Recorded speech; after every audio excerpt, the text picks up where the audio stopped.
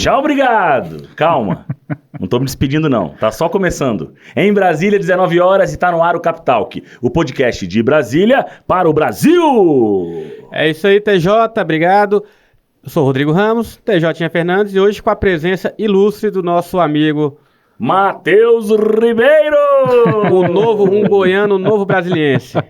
Ex-goiano. Ex-goiano. Será? A gente pode falar assim ou não pode, não? Não, goiano sempre. O DF está contido no meu Goiás, né? Então, o Goiás abraça o Distrito Federal, então eu já sou um brasiliense também pela terra, né? Eu consigo ter esses dois amores simultaneamente. Que bom, que legal. Deixa eu fazer só uma pergunta antes de começar. Você sente uma diferença da população ou do costume no quadradinho e fora do quadradinho?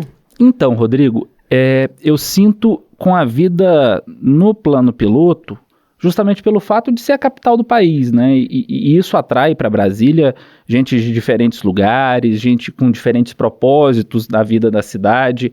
Agora, quando eu vou para Samambaia, quando eu vou para Braslândia, quando eu vou para Ceilândia, quando eu vou no Gama, eu percebo muitas características que remetem à minha terra, que remetem à minha cidade natal, Piracanjuba. Então acho que a gente tem uma linguagem e um jeito de viver que é muito semelhante. Ah, maravilha. Bacana. Então você já falou aí que é de Piracanjuba. Aliás, você é de Piracanjuba. Exatamente. Você ficou lá até que idade? Como é que foi sua infância? Cara, eu morei em Piracanjuba até meus 16 anos. Pô, toda a infância, então. Exatamente. Saí de lá para terminar o ensino médio, fui morar sozinho em Goiânia e desbravar a vida ali. Caramba, então desde o início da sua vida adulta, você já se vira sozinho, vai atrás das suas coisas? Eu saí de casa muito cedo, a grande virada de chave, a primeira virada de chave que eu tive na vida foi sair de Piracanjuba, foi sair da casa da minha avó. E eu fui morar sozinho em Goiânia para terminar o ensino médio. Eu achava que o que me levava até ali seria a busca de um aprendizado escolar, né, técnico. Mas foi um aprendizado para a vida, né? Foi em 2010 que eu comecei a construir as bases de uma vida adulta, de um amadurecimento que me proporcionou a realização de muitos sonhos na vida. Tá, como que começou o seu gosto por televisão? É algo que vem desde a infância, desde a adolescência? É aquele sonho mesmo, um dia eu vou estar na telinha da TV? Como é que foi?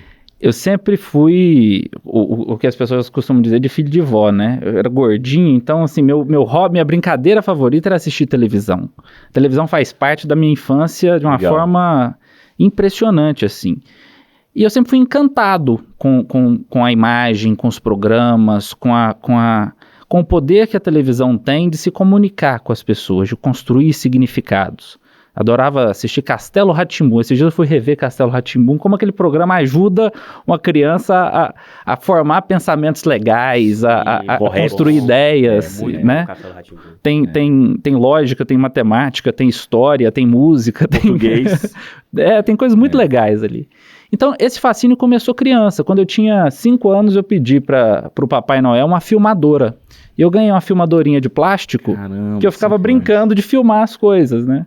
Mais tarde, aí que eu fui enxergar no jornalismo uma possibilidade de aliar o meu gosto por televisão e algo que já me chamava muita atenção, que era ter uma profissão que pudesse contribuir com a sociedade. No jornalismo eu encontrei essas duas pontas.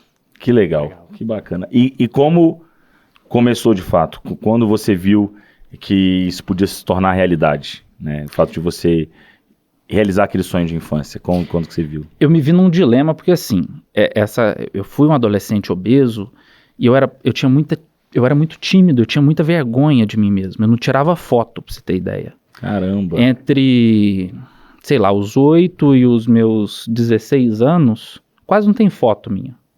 Sabe, porque assim, você mesmo evitava. Cara fechada, não sorria. Escondida atrás de alguém. Não me dava bem. Em compensação, entrava no banheiro e ficava olhando pro espelho e ensaiando notícias, apresentando, cantando, caras e bocas, exatamente, era um artista de banheiro. Legal. E aí, quando eu entrei na faculdade de jornalismo, a UFG tem uma emissora de televisão. E eu já fiquei meio fascinado naquilo ali, né? Falei, opa, é uma oportunidade. Aí eles anunciaram uma ação especial para o Dia da Poesia. Olha, você que quer declamar uma poesia aqui, a gente vai fazer umas pílulas e tal, venha declamar. Eu puxei uma poesia, sei lá, qualquer, nem me lembro, Poema da Desintoxicação. Dificílimo de ser declamado. E lá fui eu, gordinho, com a camisa careca, com a cara desse tamanho, e gravei. Foi quando eu fiz amizade com o pessoal da televisão. 2 meses depois, eu comecei como repórter do primeiro jornal da emissora, que eu ajudei a criar. Dei o nome pro jornal e tal. Caramba! Então foi muito começou legal. a faculdade mesmo, Foi. né? A parte prática também. Foi. Eu ia falar pra você declamar esse poema pra gente, mas você não lembra, né? Não vou lembrar agora. Eu posso puxar aqui e encenar, mas vai ser um easter egg do podcast. Ele já meteu Miguel Cortes no do início, Capital. dizendo que não lembrava. Já me deu Miguel, um qualquer que eu não lembro, não me pergunte. Nem lembro. Não Mas- faço a mínima ideia. Mas hoje eu já terminei minha pós-graduação em artes cênicas, então eu tenho... Olha aí, então você é pós-graduado, vamos falar disso daqui a pouco. Pós-graduado em artes cênicas. Cínicas. Não. Eu achei que você estava sendo irônico. Você não fez, então. É zoeira, é artes cínicas. Aqui a gente tem 2 doutores aqui. Em artes cínicas, né? Eu achei que ele tinha feito mesmo, né? Que estava sendo irônico. Mas o jornalismo, acho que ser jornalista, ainda mais apresentador de programa como você tem que ser um pouco ator.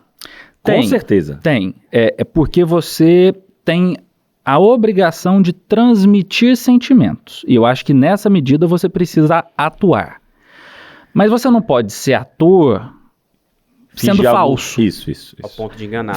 Fingindo algo que não é Isso. coerente com seus valores, com as suas crenças, com aquilo que você julga o mais correspondente à verdade. Eu sempre fui um cara que busquei, desde o momento em que eu me vi como apresentador de jornal, uma coerência muito grande entre a minha pessoa física e a minha pessoa jurídica, digamos assim, sabe? Eu vejo muitos colegas, muitas pessoas que às vezes criam vidas paralelas, né? No ar é uma coisa, fora do ar é outra coisa. E eu sempre vários achei... nomes na cabeça. E eu sempre achei que isso é algo muito pesado, né? Lulu Santos já cantou, não leve o personagem pra cama, pode acabar sendo fatal. Então, se você não levar o personagem pra cama, é melhor você não ter o personagem, né? Você buscar uma coerência entre a sua vida pública, porque a nossa profissão acaba nos expondo, a gente não é artista, não é famoso, mas é reconhecido, e a sua vida pessoal, quem você é de fato. Acho que essa coerência é muitas vezes o que traz proximidade junto às pessoas que estão te assistindo. Eu vou falar, eu acho que um dos segredos para um jornalista ter sucesso, na minha opinião, né? Eu sempre levei isso para minha vida jornalística também, né? Também sou formado, muita gente pensa que não, que eu caí de paraquedas, mas... Só fez artes cínicas. Acho que só fiz artes cínicas, não. Depois de artes cínicas eu fiz jornalismo. Eu acho que o segredo é a naturalidade, cara. Para mim é tão óbvio isso, a naturalidade que a pessoa que está lá passa. E isso passa por tudo que você falou agora, né? De ser mais próximo do real. Não consegue ser exatamente igual fora do estúdio, mas o mais próximo disso. E você é um cara que passa a naturalidade. Não, é fato. Você não vai falar com a sua mãe do mesmo jeito que você fala com seus parça da quebrada, né? Exatamente. Então, naturalmente, o ser humano ele já adquire algumas mudanças a partir das diferenças das pessoas com quem ele convive. Mas você não pode ser outra pessoa. Você tem que ser você. Né? E identificar isso, se conhecer, saber os seus valores, saber aquilo que você acredita, são coisas muito importantes para você conseguir ter essa naturalidade. Bacana. E quando que você começou a desenvolver esse personagem não, né? Essa naturalidade para você, que você se viu preparado para ir para frente da câmera? Cara, foi uma conjunção de fatores, assim. Eu buscava muito a minha independência quando mais jovem. E aí eu arrumei um primeiro emprego e foi muito legal, porque eu ganhava R$1.500 e quando caiu o primeiro salário na conta, eu falei, putz, estou rico demais da conta. Mas como eu fiquei rico, acho que foi a vez que eu mais estive rico na minha vida, foi quando aqueles R$1.500 caíram na minha conta.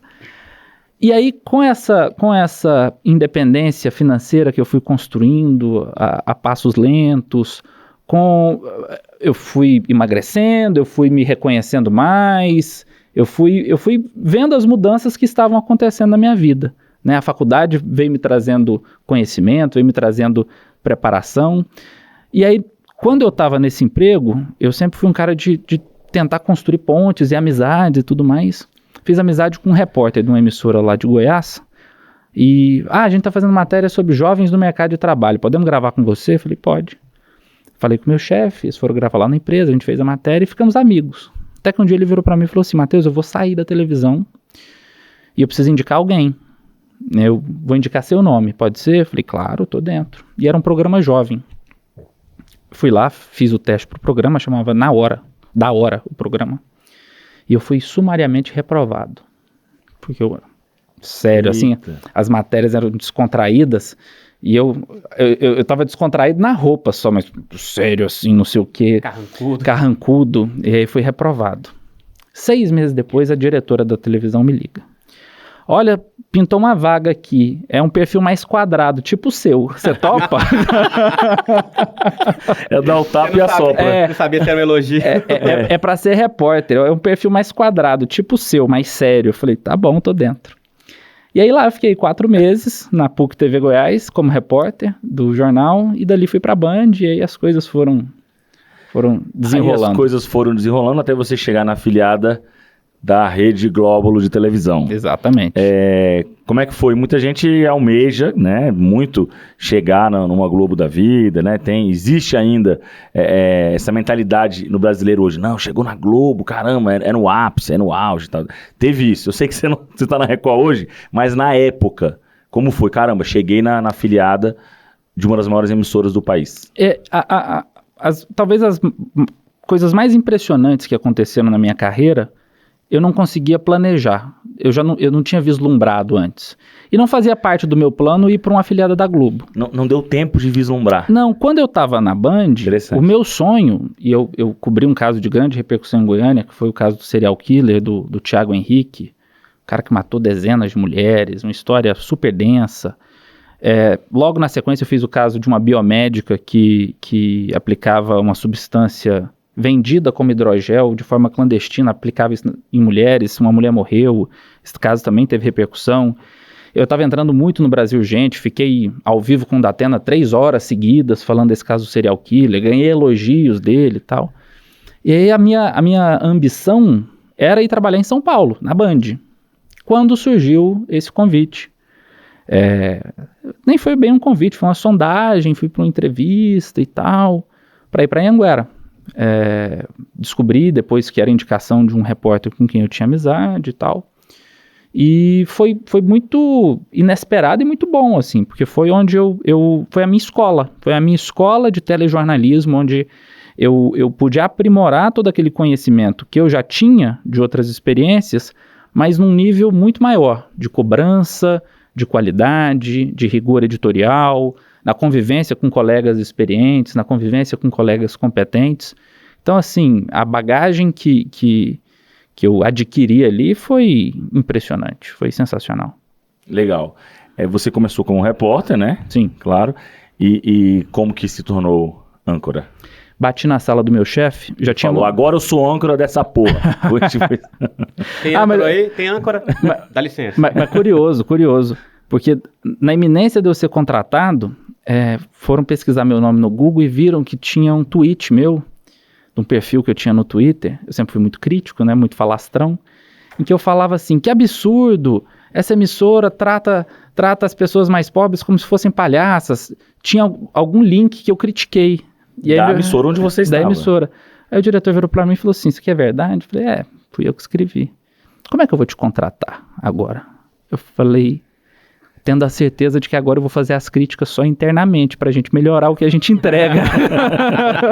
Eu acho que o argumento convenceu, mas foi assim, não passava nem Wi-Fi, entendeu? Uma dúvida que eu tenho é, você sabe, qual a diferença assim, da afiliada da Globo pra Globo mesmo? Tem uma diferença assim de editorial, tudo?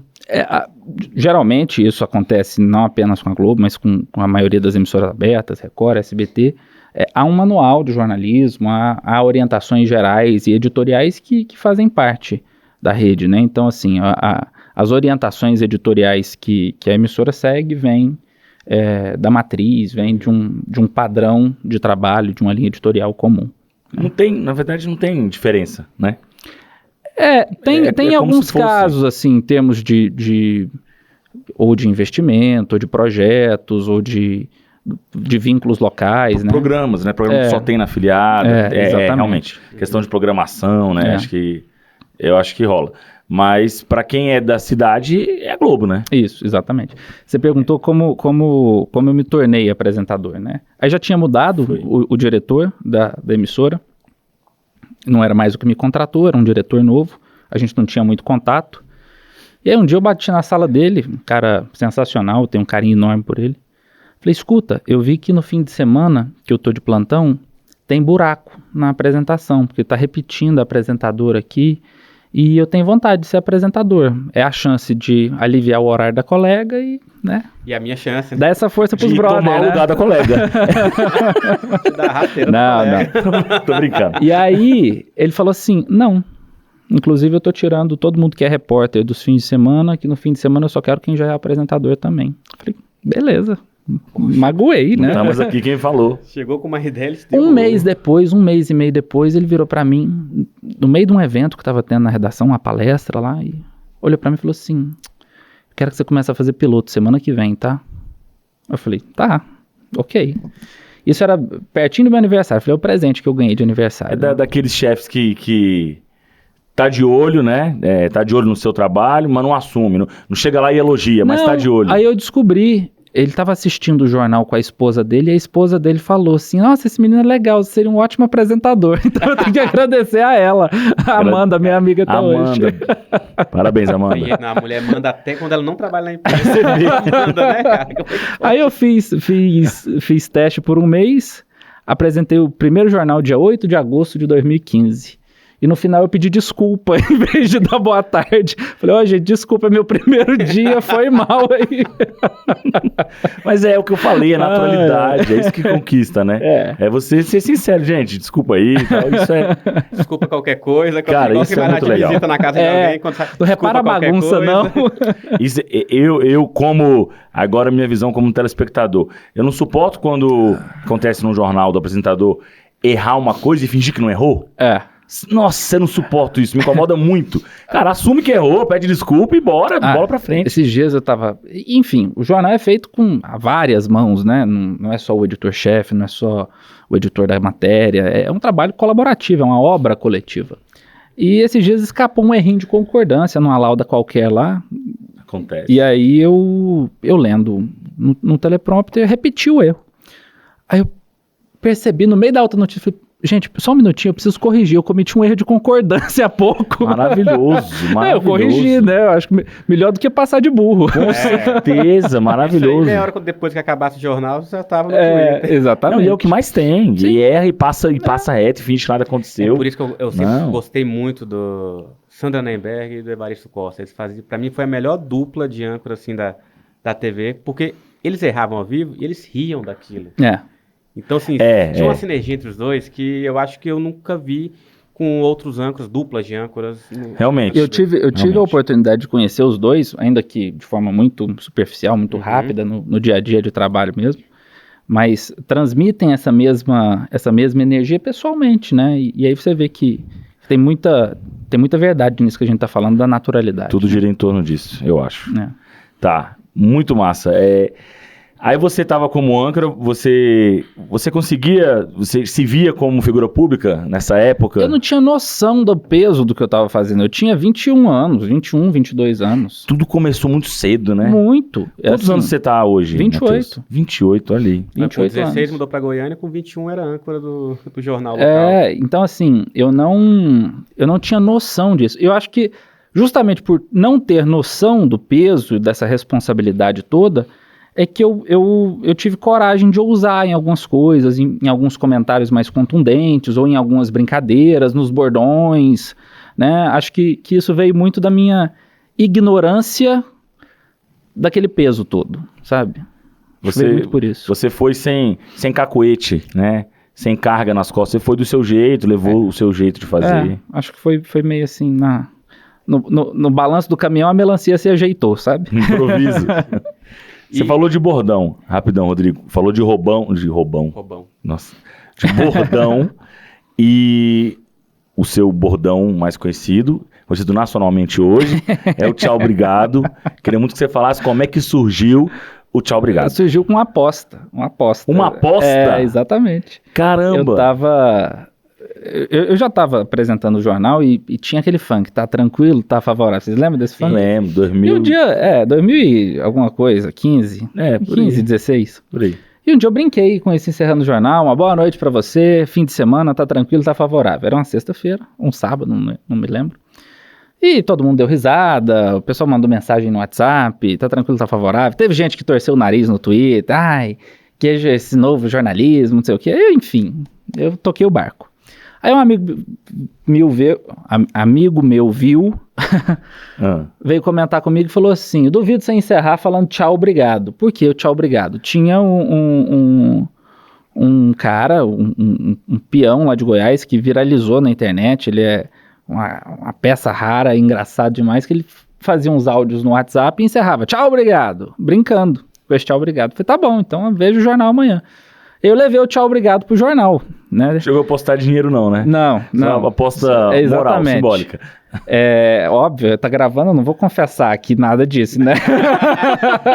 O carro dele, que ele tem hoje, é dessa aposta. O homem não pode ser desafiado. Tem homem que é assim, você fala, duvido. Então tá bom. Espera. Vamos ver. E aí, pegou o tchau, obrigado, foram anos a fio aí de tchau, obrigado, Até hoje, até acho que sempre, né, seu bordão. E eu já vou falar do Jornal Nacional, né, que você vai explicar pra gente direitinho como é que chegou lá no Jornal Nacional, como é que foi essa história. Mas na época do Jornal Nacional, que você foi e ainda é o mais novo, né, da história do JN, da história ter apresentado uma edição do JN. Foi só uma, mas foi, né? Mas foi. Tá lá. Precisa só de uma pra estar no Guinness. Pra ser o mais novo da história. E eu lembro que as pessoas ficavam torceram muito antes de você apresentar, pra você falar o bordão no JN. Cara, mas será que ele vai falar no Jornal Nacional? Foi uma festa quando você falou. Eu lembro que teve meme e tudo mais. Você chegou a cogitar não falar? Alguém comentou com você sobre isso? Pela seriedade ali do evento? Eu cogitei conversar a respeito do assunto com o William Bonner. E eu tava lá, assim, porque a gente foi... Acho que eu cheguei lá numa terça-feira. Eu falei, e aí, será que eu vou pedir a benção ou não vou? Aí eu pensei, se eu pedir e levar um não, eu vou ficar muito constrangido, eu vou decepcionar muita gente em Goiás. Então eu falei, vou fazer calado, sem pedir opinião. Nossa, fez muito certo. Vai que o William Bonner, o que esse menino tá pedindo aí eu pensei assim, aqui? Se der errado, pelo menos uma vez já foi, né? Arriscou, imagina. William Bonner, eu falo um bordão lá em Goiás, ele ia falar assim, boa noite. Saí andando de costas. Mas olha, que figura, assim, admirável é o William Bonner. É uma coisa impressionante, assim. Obviamente que sobre vários colegas mais famosos, com mais experiência, a gente sempre ouve muitas opiniões e opiniões divergentes. E poder ver o trabalho do William Bonner como editor-chefe de um jornal com a relevância que o JN tem, foi um aprendizado enorme. Foi uma grande lição de carreira, uma grande lição profissional. Eu imagino. E nesse meio jornalístico, quando você iniciou, ou hoje mesmo, quem é a sua referência? Ou se tem um ídolo aí dentro do meio jornalístico? Eu sempre me inspirei muito em algumas figuras que eu cresci vendo apresentar jornal. Chico Pinheiro, Ricardo Boechat, Carlos Nascimento, eu sempre me inspirei muito em jornalistas que exercem esse papel de âncora e que têm uma opinião mais contundente, que fazem o trabalho que eu acho que é próprio do bom apresentador de telejornal. O jornal é uma grande coxa de retalhos e você tem que fazer o melhor desenho possível. Você tem que costurar aqueles retalhos da forma mais harmônica possível para você entregar um significado para as pessoas. Para você entregar algo que vai fazer a diferença na vida delas. Você dizer que a prévia da inflação para o mês de agosto foi a mais alta dos últimos anos, significa o quê para a vida da Dona Maria que mora lá no Gama, né? Então, assim, isso sempre me inspirou no momento em que eu observava essas características no trabalho de outros colegas, no trabalho dessas referências.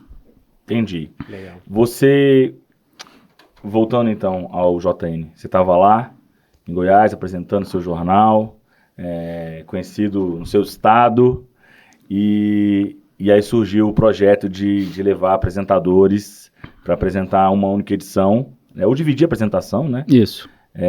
Do JN. Você foi de cara já colocado nesse bolo dos apresentadores que iriam estar lá? Não. Como é que foi?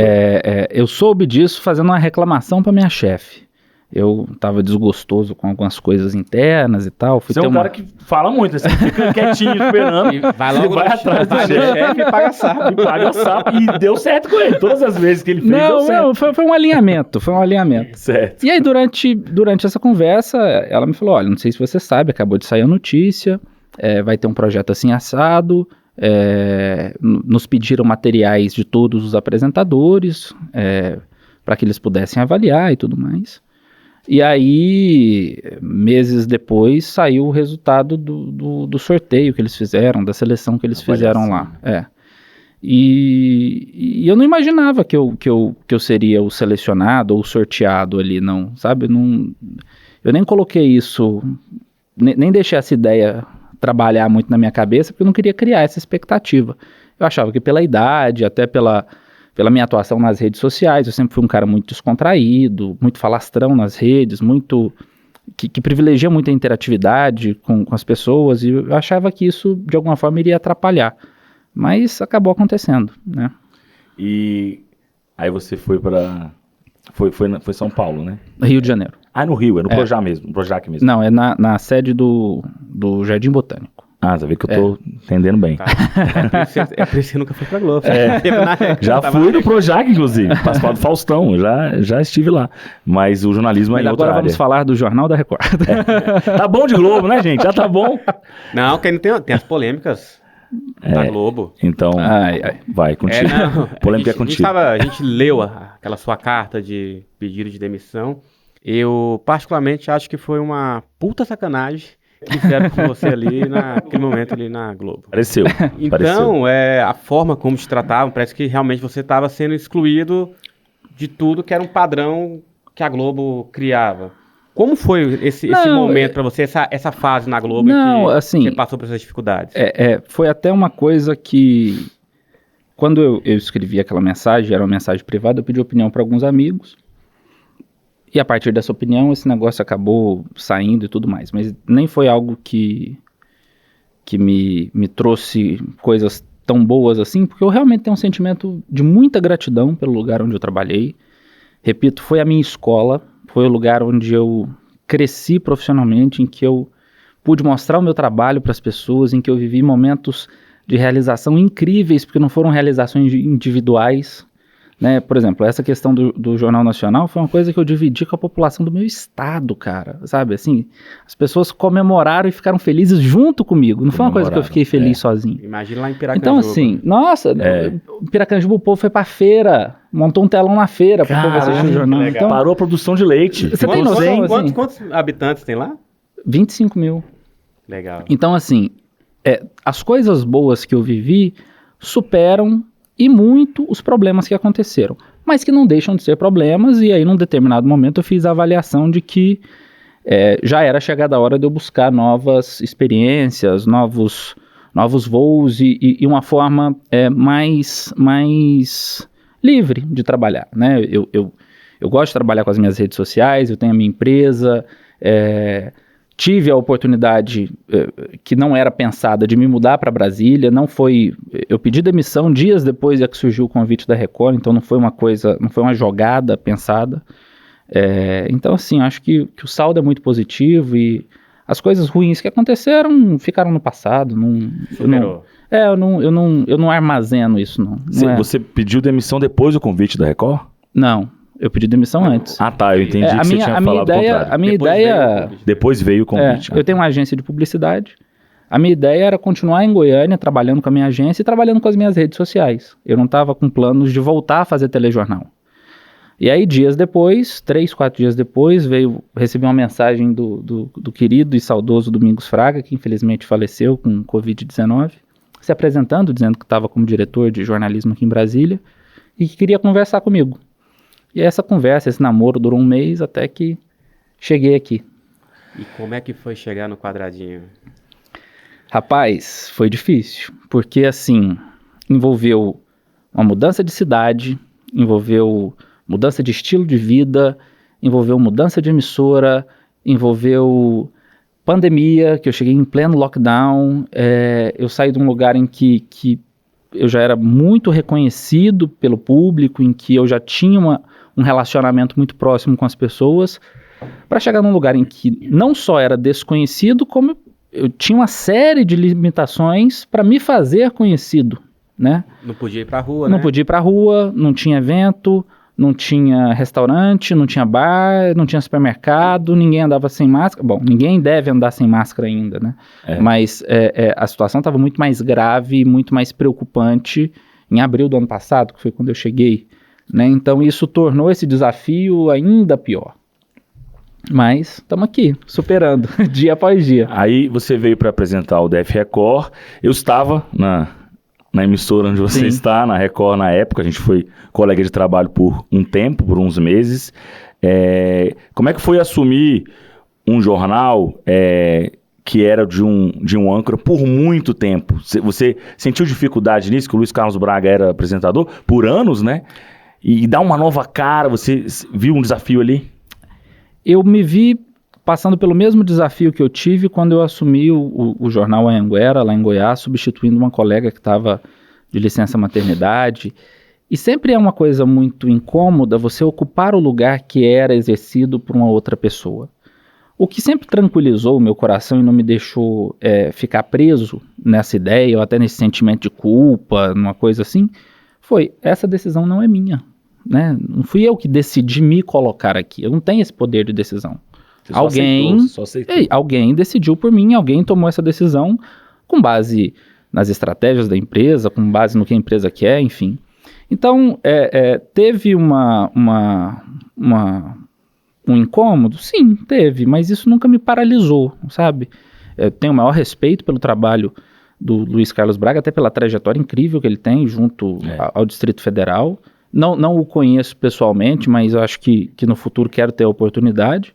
E tentei dar a minha cara também ao jornal, imprimir ali algumas mudanças que eu acho que eram importantes para ter um produto novo e mais com a minha cara.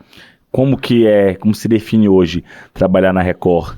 Tem uma diferença grande de trabalhar numa afiliada da Globo? Eu sempre vi a Record como uma TV mais popular. Eu sempre vi dessa forma. Você chegou a sentir essa diferença? Eu sinto que a Record tem uma confiança muito grande no meu trabalho, porque aqui, além de eu apresentar, eu sou editor-chefe do jornal. Então, aqui de fato eu sou âncora do jornal, porque eu defino a ordem que as matérias vão entrar, os assuntos que vão ser trabalhados naquele dia, a opinião que eu trago ali para costurar aquela matéria, a forma como eu vou encerrar o jornal. É uma responsabilidade muito grande, mas é uma responsabilidade que eu exerço com muita satisfação, porque eu vejo nisso também uma confiança na minha atuação profissional. Então eu tenho aprendido muito aqui. Acho que eu não imaginava estar aos 28 anos de idade apresentando o jornal de horário nobre da segunda maior emissora da capital do país. Realmente. E sendo editor-chefe. Então assim, aí eu retomo aquela coisa da ignorância dos 22 anos lá atrás, sabe? Tem hora que eu preciso me anestesiar um pouco, porque senão essa responsabilidade pesa. Né? Então é muito gratificante quando eu tenho essa percepção. Essa confiança no meu trabalho e a liberdade que eu tenho na Record, inclusive para exercer outros aspectos da minha profissão, na minha empresa, nas minhas redes sociais, isso com certeza me motiva muito. Legal. O editor-chefe, ele praticamente respira o trabalho 24 horas, né? Depois que você sai do jornal, você já começa a planejar o outro dia. Vai para casa pensando, acorda pensando. Como é que é essa vida de editor-chefe? O jornal termina às 7h55, eu saio da emissora umas 9 da noite, porque depois do jornal eu vou fazer um relatório, eu vou ver o que teve audiência, o que repercutiu mais, o que teve de erro na matéria, o que teve de problema. Aí às vezes a gente faz uma reuniãozinha com a equipe, outras vezes fico eu sozinho, já aponto as matérias que a gente tem pré-selecionadas para o dia seguinte e vou para casa. No outro dia cedo, 8h30, 9 da manhã, a gente já começa a passar os assuntos com a produção da manhã. Então já começo a ver o que está nos portais, o que a concorrência está dando, o que nós já temos na casa, se algum assunto que a gente abordou no dia anterior tem desdobramento, tem repercussão. Então é o dia todo. Não fico o dia todo na emissora, chego lá por volta de 3h30 da tarde, mas fico sempre ligado aqui no celular, remotamente, né? Hoje a nossa dinâmica de trabalho não te obriga a estar necessariamente dentro de um espaço físico, né? Então eu trabalho com o jornal ao longo do meu dia. A prova de que ele realmente trabalha ao longo do dia é que antes de entrar aqui no estúdio ele mandou uma mensagem para a produção, hoje vamos falar sobre isso, eu quero o link disso e tal, tananã. Você tem que o tempo todo pensar no corpo do jornal, né? Mas é muito legal, assim, porque acho que foi isso que eu sempre sonhei fazer, né? Então, assim, eu tenho outros sonhos para realizar em televisão, tem coisas que eu quero fazer que eu ainda não fiz, mas é muito gratificante exercer esse aspecto novo com o DF Record, aqui na Record TV Brasília. Você é muito novo, né? 28 anos, e com certeza na sua equipe tem pessoas que são mais velhas que você. Como que é esse relacionamento, às vezes, do jornalista que é mais experiente, mais velho, ali ter que tratar com um chefe que é mais novo? Isso já foi mais difícil quando eu comecei. Porque eu entrei na Anhanguera, eu ainda não tinha diploma, eu estava terminando o curso ainda, e eu já era repórter. Então, assim, foi uma coisa ainda pior. Tem porque uma certa resistência, né? Além de ser novo, ainda, nossa, não tem diploma, né? Então isso já foi um pouco mais drástico, eu já senti mais essa dificuldade.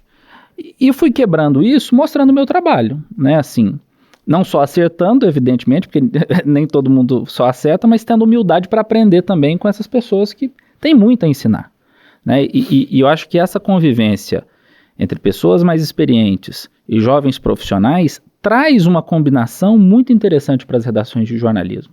A ousadia e a experiência lado a lado, elas vão fazendo um contrapeso que traz mais qualidade editorial para os produtos. Então hoje, na minha equipe, eu tenho uma ótima editora, ela fala, eu tenho 20 e tantos anos de profissão. Esse dia eu brinquei, ela falou, Deca, é quase minha idade, né? É uma pessoa maravilhosa com quem eu tenho uma ótima relação. Manda um beijo para dentro, manda um beijo. E a gente vai construindo isso de uma forma muito harmônica, muito respeitosa. Os ruídos que surgem, a gente tenta solucionar da melhor forma possível. É óbvio que tem hora que eu preciso tomar decisão, certo ou errado, eu preciso decidir alguma coisa, né? Você não pode hesitar, porque a responsabilidade é sua. Mas antes disso, você tenta passar a peneira e privilegiar a opinião das pessoas, principalmente das pessoas que têm mais experiência. Maravilha. Boa. Teve algum momento que, de fato, você assumiu sua sexualidade? Tipo, estou assumindo agora? Ou foi algo natural? Não, foi uma atitude, um reflexo do inconsciente. E eu vou te explicar o porquê. Eu estava num namoro, já tinha alguns meses, já tinha sido divulgada a notícia de que eu iria pro Jornal Nacional, e com a divulgação dessa notícia, começaram a surgir alguns presentinhos de grego, assim, umas notinhas maldosas. Jornalista da Globo em Goiás, tem romance gay secreto, coisas desse tipo. E aí, a pessoa com quem eu namorava é um militar. Um dia pegaram uma foto minha, borraram toda a foto, pegaram a foto dele, borraram toda a foto e deixaram só o nome dele na farda. E aí foi uma coisa muito difícil, pela profissão dele, eu senti muito isso, me senti também muito ofendido, porque, eu sempre fui um cara honesto, correto, busquei as minhas realizações pessoais e profissionais de uma forma justa, de uma forma respeitosa. Falei, eu não tenho nada que envergonhar da minha história, né? De quem você é, E isso ficou aqui, guardado na minha cabeça. Num belo dia, como a gente tinha um namoro à distância, ele estava numa missão, num trabalho que o sinal de celular era muito ruim. E me deu uma puta saudade no fim da noite, assim. E tinha uma foto nossa que ele tinha postado no Instagram. Eu peguei essa foto e repostei a mesma foto no meu Instagram. E dormi. E já era tarde da noite. Usei um verso de Fernando Pessoa, que é lindo, e dormi. Quando eu acordei... Que verso. Ah, não, tu vai fazer repetir isso. Por favor. Devagar com a dor, meu sonho nessa entrevista é fazer ele recitar um poema, declamar um poema. Eu sou manteiga derretida, eu choro fácil, não vai fazer isso comigo. Tá bom, tô ok. Tudo bem. E aí, no outro dia, eu acordei com o mundo desabando já, assim. Notícia já circulando. E aí, com até umas doses de fantasia, né? Porque eu odeio o termo assumir, né? Porque a gente assume crime ou culpa, né? E sexualidade não é nada disso. Tem razão, né? tem razão. Assim, eu já falei nas redes sociais do namoro que eu tive com a Vitória, e aí eu tava falando de um amor que eu tava vivendo, né? Então, assim, foi um reflexo do inconsciente, é assim que eu resumo, mas que foi algo muito bom para minha vida. Se eu soubesse, aliás, eu ia dizer que se eu soubesse eu teria feito antes, mas talvez eu não estivesse pronto. Acho que no momento em que aconteceu eu estava pronto para lidar com aquele assunto, para me portar diante disso, e inclusive para marcar território e usar a voz que eu tinha e que eu continuo tendo para defender pessoas que não têm essa mesma voz, né? Eu acho que essa é uma responsabilidade que todos nós, que de alguma forma temos acesso privilegiado a espaços de comunicação, precisamos exercer. A gente tem que usar a nossa voz, se nós somos cidadãos conscientes, para defender uma sociedade melhor, uma sociedade mais justa. Achei muito legal isso que você falou da palavra assumir, né? Eu nunca parei para pensar nisso realmente, né? Não, devia ser de outra forma, né? Para lidar com isso, de forma mais natural. Eu não sei se você foi o primeiro no país, imagino que não, mas que eu saiba foi o primeiro que disse que se declarou homossexual, sendo âncora, conhecido nacionalmente e que teve uma repercussão grande. Mas sabe que isso até me irritou um pouco, porque foi no momento em que eu estava prestes a ir para o Jornal Nacional, mas não era por isso que eu estava lá. Eu não era cota gay de âncoras. Associaram a isso, né? levar porque você era gay. Por favor, né? Acho que os critérios que me fizeram estar ali junto com outros colegas, participando desse sorteio, dessa seleção, foram os meus atributos profissionais.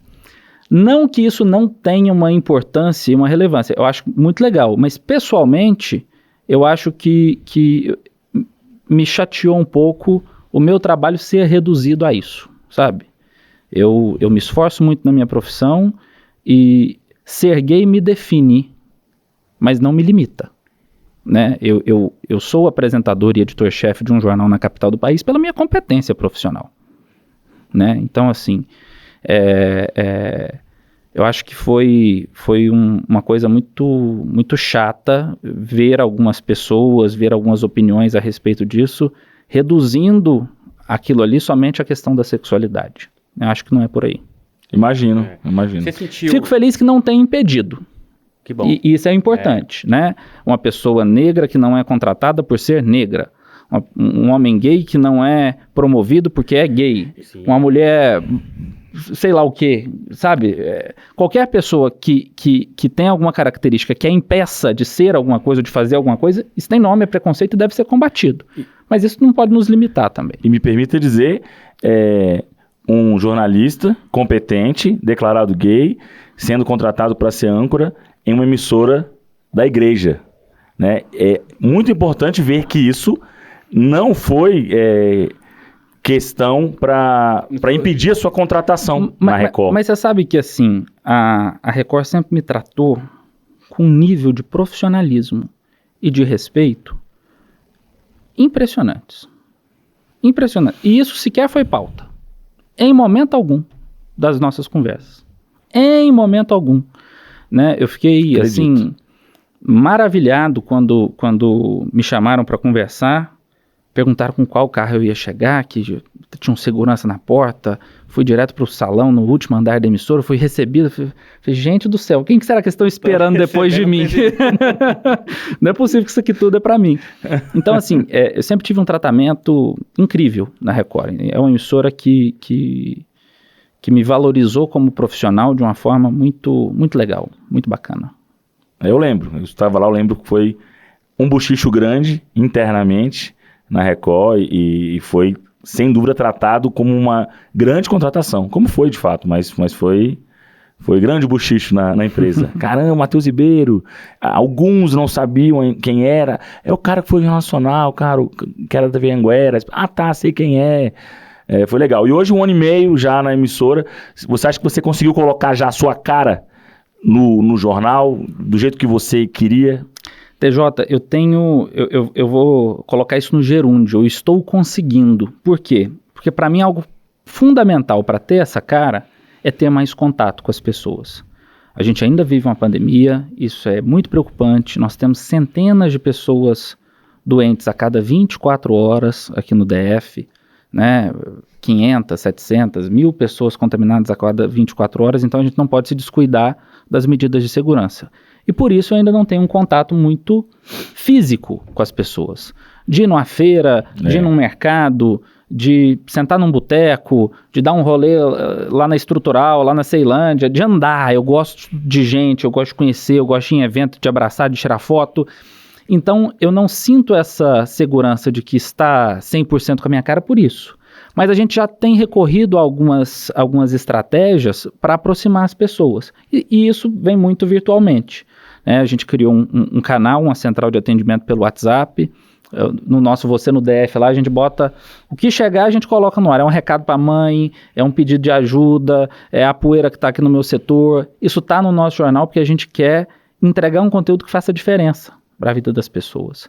Né? E isso já me faz sentir mais acolhido, mais abraçado, mais próximo aqui de todo mundo do Quadradinho.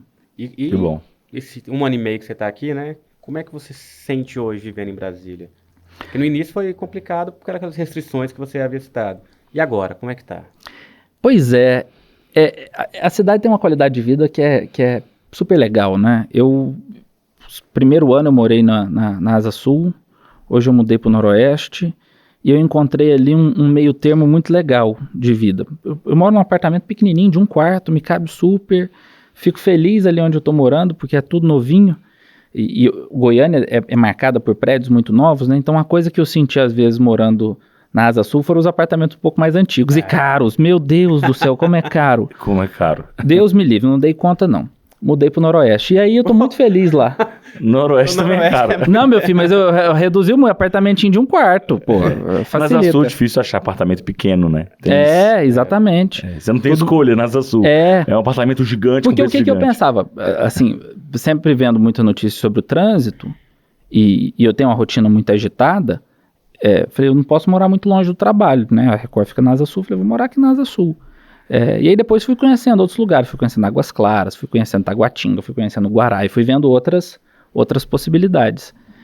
Então hoje viver em Brasília me traz muita alegria, tanto que eu tinha em mente que eu passaria os meus dias da semana aqui, fim de semana eu ia correr para Goiânia, e eu fiz isso por alguns meses, até que eu parei e pensei, pera lá, você gosta da cidade, você está trabalhando lá, você precisa construir um vínculo, você tem que se divertir ali também. Então, aprenda a passar os seus fins de semana, ainda que na pandemia, ainda que de forma mais isolada, em Brasília. E eu tenho feito isso, sabe? Assim, tem sido uma delícia, tem sido uma coisa maravilhosa conhecer todas as coisas boas que o Quadradinho tem. Quero conhecer a festa do morango agora, que eu recebi a dica hoje. Festa do morango, Braslândia. Mas você falou que não queria ir pro Goiás? Mas Braslândia, por incrível que pareça, não é em Goiás. Legal. Isso é uma coisa que o pessoal tem que rever. E onde que você, claro, com limitações por conta da pandemia, onde que você já se divertiu? Que lugares do DF que você conheceu? Falou, caramba, que lugar legal e tal. Nossa, eu fui num passeio, num domingo, num lugar chamado Chapada Imperial. Que lugar maravilhoso, sensacional, que fica coincidentemente em Braslândia. Rapaz, então lá não tem só morango? Tem também. Não. Tô brincando, braslandenses. Cada cachoeira maravilhosa. Nossa, muito Brasília legal. é cercado por muitas cachoeiras. Mas como bom gordinho, eu gostei mais do almoço, viu? Assim, no fogão a lenha, comi. Meu Deus. Gosta? Claro. Goiânia. Tem jeito, não. Aqui é unânime, né? Não. É unânime. Tomás, Adson. Aí, a galera não gosta do piqui? Não gosta de piqui. Não, gente. Não, você gosta? Deus. Tô falando que Braslândia é Goiás. Eu achava que era quase Tocantins, mas é a cidade mais Goiás do DF. Que bom. Braslândia. É a ponte de integração. Tipo isso. Mas é uma cidade muito agradável. Você se sente realmente muito longe de Brasília. Porque é muito diferente, bem interior. E morango pra tudo quanto é lado. O próprio caminho pra Braslândia é legal. Você passa por uns quiosques no meio da estrada que vende milho, tem pamonha, tem os... divisa do estado. Você passa pela divisa. Vai chegando na Venezuela, você vira direita que você chega. Exatamente. Eu queria muito que você falasse uma coisa pra gente. Tem muito jornalista ainda que não, eu não vou falar a palavra assumir, hein, que não se declara homossexual, obviamente, por medo sabe, do chefe, medo, sabe, da pressão, Da repercussão do público e tudo. O que você diria para esses profissionais? Sejam profissionais que estão dando a cara ali, mostrando a cara na TV, repórteres e apresentadores, ou que trabalham nos bastidores? Primeira coisa, não tem como fazer juízo de valor sobre a decisão dessas pessoas. Por quê? Todo esse medo, todo esse receio, toda essa angústia de falar sobre algo tão natural a todos nós, que é a sexualidade, tem fundo de verdade. Nós ainda vivemos numa sociedade extremamente preconceituosa, nós ainda observamos a violência que isso implica na sociedade. Tá aí os casos de violência relacionados à homofobia. O Brasil é o país que mais mata pessoas trans do mundo. Então tem como você julgar uma pessoa que decide não falar sobre isso? Não tem. Né? Tem como você dizer, é incubado, é enrustido. Eu não tenho essa coragem. Até porque é uma decisão muito particular e muito individual. Por muito tempo, eu sofri observando as pessoas que eu gostava de assistir na televisão e não vendo entre elas nenhum cara gay. Eu pensava, puta que pariu. Com perdão da expressão, nossa, eu não poderia falar palavrão, né? Mas, Podia. Porra, claro que pode. Claro. Eu ficava observando e pensando assim, meu Deus, eu vou ter que escolher. Ou eu vou ser um jornalista, um apresentador. Se eu quero ser um cara de sucesso, eu tenho que deixar isso de lado. Ou eu vou viver a minha vida tranquilamente, sem o peso de guardar isso, de deixar isso escondido. Para mim eram caminhos opostos. Felizmente, graças a Deus, veio de uma forma impressionante esse reflexo do inconsciente que me libertou dessa questão. Mas só me libertou no momento em que eu estava preparado também para aguentar as consequências disso. Hoje eu sou um cara preparado para não realizar muitos sonhos que eu tinha de viver na televisão. Eu tenho que estar preparado para isso, né? Então não dá para avaliar ou para julgar a atitude dessas pessoas, porque é angustiante, né? Não é você dizer assim, olha fulano, eu fiz, vai lá, vai também. Você não sabe a família que aquele cara tem, o círculo de amigos, a história profissional, os traumas pessoais. Então é muito subjetivo, é muito particular. Mas eu torço, trabalho, espero, milito para que um dia a gente não precise mais ter questões como essa, de sexualidade, de raça, de qualquer característica que seja, como manchete para definir a ocupação de ambientes profissionais por pessoas, sejam elas quais forem, né? Tomara que a gente tenha uma sociedade inclusiva a ponto de considerarmos outros atributos que levam essas pessoas até lá, né? Que não seja a sexualidade o maior, né, um impeditivo, né? Que não seja um impeditivo, que não seja um fator que gera medo, que gera temor nas pessoas. Quando você revelou a sua sexualidade, você sentiu uma resistência do seu público lá em Goiânia, na questão de audiência, ou questão mesmo de retorno deles para você? Isso, eu posso dizer que foi uma coisa que me emocionou. Porque eu tinha muito medo. Muito. Eu tenho um público muito grande de senhorinhas, de crianças, de famílias. E aí eu pensei, meu Deus, vou me lascar, né? Vou sofrer muito com isso. E cara, foi um acolhimento, foi uma recepção, foi um carinho, foram tantas mensagens legais, foram tantos recados de afeto que superaram de uma forma impressionante qualquer comentário negativo, qualquer baboseira que qualquer pessoa tenha dito.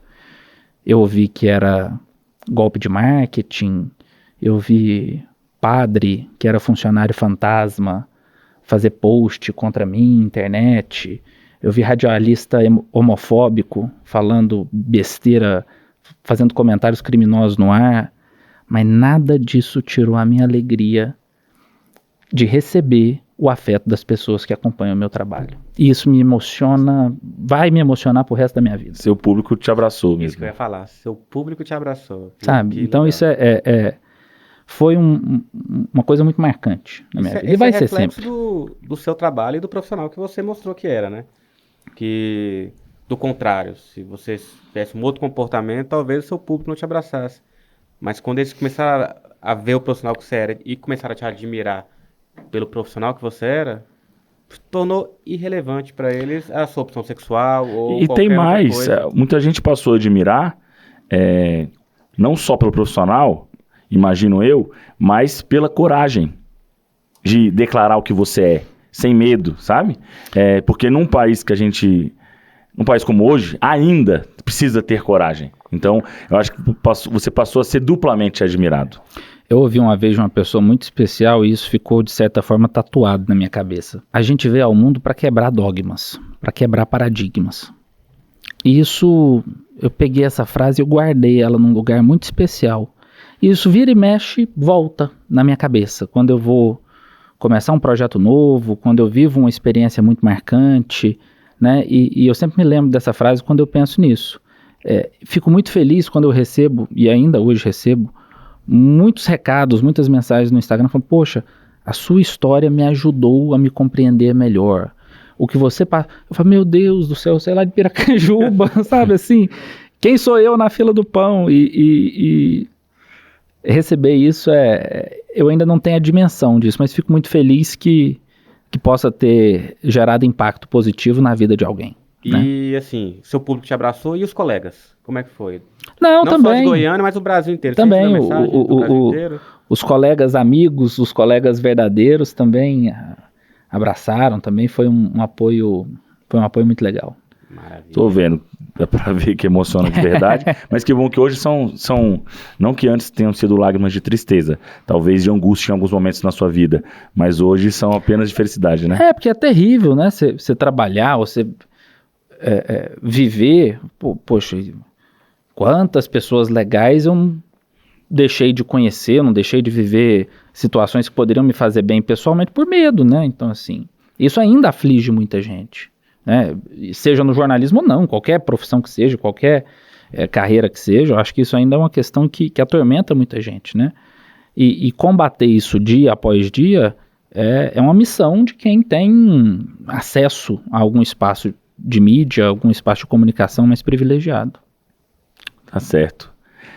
Um caso polêmico que acabou acontecendo com você depois que você veio para Brasília, foi um assalto que você sofreu. Uma tentativa. Tentativa de assalto, né?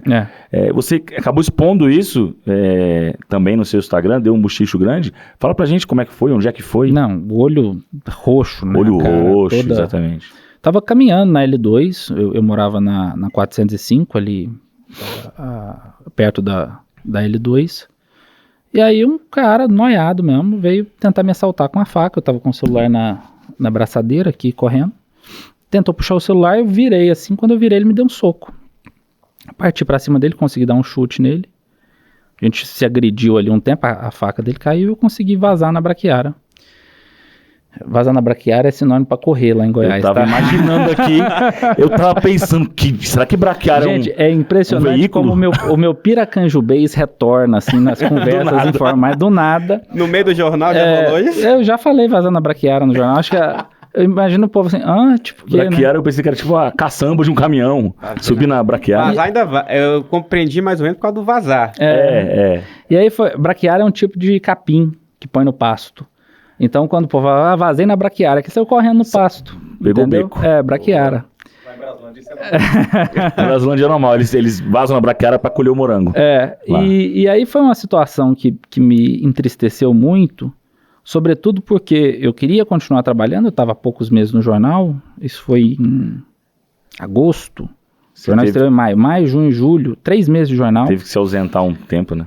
E aí eu continuei exercendo a função de editor-chefe, mas no primeiro dia, isso foi num sábado, eu não lembro se foi foi no sábado, na segunda-feira eu estava na emissora, fui fechar o jornal, estava com o olho roxo ainda e tudo mais, mas estava tocando barco.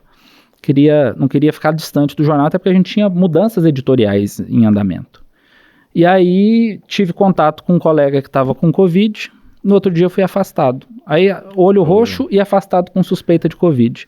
Fiquei 2 semanas 2 semanas longe do jornal. E foi uma coisa meio...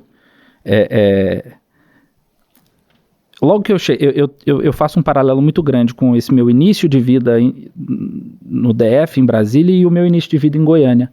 Nos meus primeiros meses em Goiânia eu também fui assaltado. Eu tinha saído da escola para entregar um pacote de roupa suja para o meu pai levar para Piracanjuba, e no caminho de volta para a escola, eu fazia um específico à noite, o cara me abordou também com a faca e com 2 celulares. Ele levou meus celulares. Eu tinha 2 celularzinhos, que era naquela época que você tinha que ter o DDD. Eu tinha um DDD 64, que era para falar com a família, para pagar mais barato na recarga, e um 62. Levou os 2 celularzinhos que eu tinha. Goiânia é melhor que os de Brasília, lá eles conseguiram. Infelizmente são melhores. E aí aqui... Mas sabe que, olha só, eu nunca tinha feito essa conexão, né? Aqui o bandido não levou, né? Aqui eu consegui vencer o bandido. Então, assim, teve uma reviravolta aí nessa Ainda deu uma olhada na mão dele, né? Que bom que não perdeu o celular, que hoje em dia o celular é tão caro, tá doido. Quase perdi o olho, né? Que rompeu uma veia do meu olho, mas tudo bem, o celular tá aqui.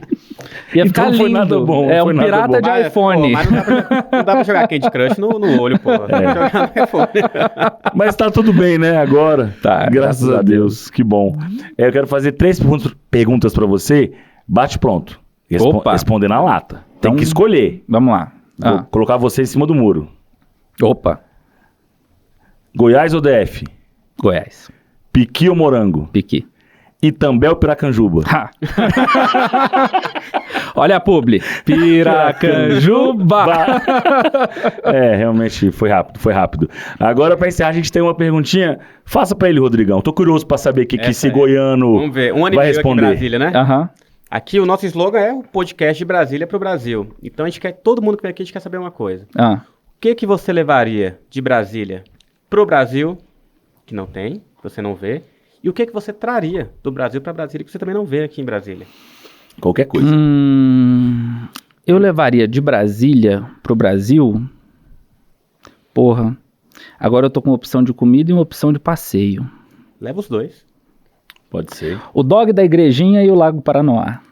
Aí, ó. Dog da Igrejinha. Dog da Igrejinha. Patrocina nós, Dog da Igrejinha. Muito bom, né? Muito bom. E o que eu traria... Desculpa, só um... Todo mundo fala que traria o mar, ele fala que levaria o nosso lago, então, olha aí. Lago Paranoá. Lago Paranoá, que tem até camarão agora. Pois mas é porque eu acho que o lago, ele traz uma atmosfera diferente para a cidade, porque assim como a praia, o lago também é um lugar muito inclusivo. Deveria ser mais. Concordo. Deveria ser mais. Sim. Quebrou pouca piscina de ricaço. Tinha que quebrar mais. Eu acho que faltam poucos espaços. Entendeu? Pro povo. Exatamente. Falta mais estrutura, falta mais inclusão. Mas já existe, né? Isso tem melhorado. As orlas. Sabe? Tinha que quebrar mais piscina de ricaço. Reforça a ideia, viu, galera? Tá aí, deixa o recado.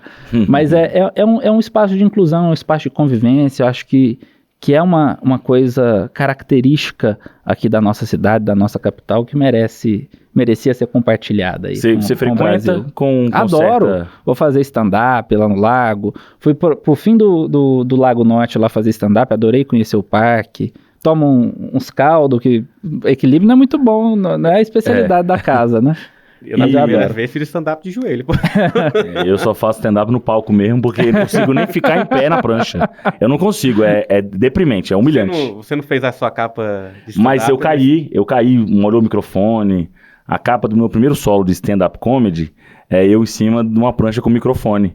E aí, tentando tirar essa foto, eu caí de terno, molhou o microfone. Tanto que na capa eu tô magrinho, porque a roupa tá molhada, tá esticada. Parece que eu tô magrinho. E o que você respondeu que você levaria? O que você traria? Que você traria de outro lugar que você visitou? Eu traria mais pamonharias. Acho que o DF merece mais pamonharias. As pamonharias Falta aqui... aquela pamonha, porque assim, é a melhor pamonha do mundo. É aquela pamonha temperada com cebolinha, com cheiro verde, com pimenta, linguiça e muito queijo, talvez até um catupiry, assim, pra dar aquela pamonha molinha. Vou te indicar um lugar. As pamonhas aqui, rapidão, as pamonhas aqui são todas concentradas em carros. E vão andando em frente aos prédios, Ah, às é? ruas. E 90% ou é doce, pamonha de doce só com Pamonha, queijo, pamonha ou doce é um sal, crime. no máximo. Pamonha doce é um atentado. Acontece muito isso que eu falei, os carros vendendo nas ruas, o carro da pamonha, vai, curral. Taguatinga, ó, vou fazer um merchanzinho aqui. Vai. Taguatinga tem uma pamonharia muito boa que fica na Comercial Norte. Ah, Não vou fazer merchan que eu esqueci o nome. Mas Então você não vai eu acho que fazer... eu acho que é a pamonha Eles pura. podem entrar em contato. É. Pode entrar em contato que a gente Mas o número lembra está o nome. aparecendo aqui na sua tela. Exatamente. Aqui tá a localização. A gente vai lembrar o nome na hora. Taguatinga, Comercial Norte tem uma pamonharia muito boa. Você chega lá, acho que eles alugaram um galpão do lado só pra jogar as cascas da pamonha. Meu Tudo Deus. que eles vendem. Porque pamonha boa é aquela que você abre a palha assim, ela tá derretendo, sabe? Mas você assim? falou que pamonha doce é um pecado? Eu não gosto de jeito nenhum. Cara, mas aqui em Brasília eu tenho a impressão que as pessoas gostam mais É? da doce, não é? Não, eu sou do time temperada. Entendeu? Eu acho que em Goiás é mais comum a salgada, né? Ou a moda. Você pode chamar a moda. A moda é a que tem linguiça. É. Uma sugestão que você poderia trazer, não do Brasil, né? De Goiás pra cá, o Gerivá. Em vez de deixar o Gerivá lá, coloca aqui mais perto, pô. Não tem nenhum Gerivá aqui, né? O Pois máximo é, o é... Gerivá. E mais lá tem perto é no pamonha, hein? outlet. Olha o telefone aparecendo aqui na sua tela. Não existe carro de pamonha em Goiás? Não, existe, principalmente no interior. Ah, tá. Claro. Porque aqui é comum no plano piloto, inclusive. No plano piloto. Ainda não tive. Fala do carro da pamonha. Eu ainda não tive essa sorte aqui. E eu não entendo eu queria saber, conhecer a pessoa que fez a gravação, porque eles pegam a mesma gravação, Mas a é aquela mesma gravação voz. que eu esqueci o nome daquele negócio, mas que é uma coisa meio assim, né? Meio Isso. anasalada. Né? É o mesmo locutor. Faz pra gente, Matheus, faz pra gente. Alô, freguesa, A faz. pamonha. É o mesmo que compra a telecena. Vai passando em sua rua o carro da pamonha. Pamonha doce com queijo, pamonha de sal com queijo, pamonha com linguiça. Mas Desse jeito. o que passa lá em Piracanjuba fala assim, ó. Pamonha de sal, de doce, todas com queijo. Ele economiza. Olha aí. Então lá usam outro locutor. É um outro Aqui locutor. usa o mesmo. O Exatamente. cara devia cobrar direito autoral, porque usa o mesmo, a mesma voz desde 1993 que faz os merchandising Esse da... cara tá ganhando um dinheiro da porra. Ou não, porque ninguém Não, procura eu ele. acho que o cara que mais ganha dinheiro em Brasília é o cara que faz os letreiros dos ministérios. Porque todo mês tá mudando o nome de um ministério, tá lá trocando toda vez que eu passo ali na esplanada, tá trocando o letreiro do ministério. Aquela letra caixa. Descubram quem é o Na dono lateral, daquela na empresa. lateral. Tá milionário aquele cara. Se investigar, vai chegar em algum político que é dono dele. E algum político que faz a locução da pamonha também. Se investigar direitinho. Matheus Ribeiro, que massa o papo, que bacana conhecer mais a sua história. Muito gente boa, eu já sabia que era gente boa, agora o público tá vendo. E quer despedir dele? Que eu quero fazer um pedido. Primeiramente, bem-vindo a Brasília, né? Obrigado, Tem querido. um profissional Boa. aqui com a gente, um cara igual você, muito bom o papo aqui, gostamos bastante. E volte sempre, viu? Amém. Seja Capital muito que está de portas abertas. A nossa equipe, agradecer sempre a nossa equipe. Tomás, nosso cineasta, nosso faz tudo, toma conta de cabo, de câmera, de microfone, cara incrível. Nosso querido parceiro, proprietário da Solaris, produtora responsável por esse Capital, que Adson, sempre atrás das câmeras, sempre agilizando tudo na questão comercial pra gente e tudo mais. Sou o TJ Fernandes, esse é o Rodrigo Ramos. Tem uma observação aqui. Lá no jornal, vocês recebem mensagem no WhatsApp. Sim. O dia do programa, vou mandar uma mensagem pro Ah. jornal.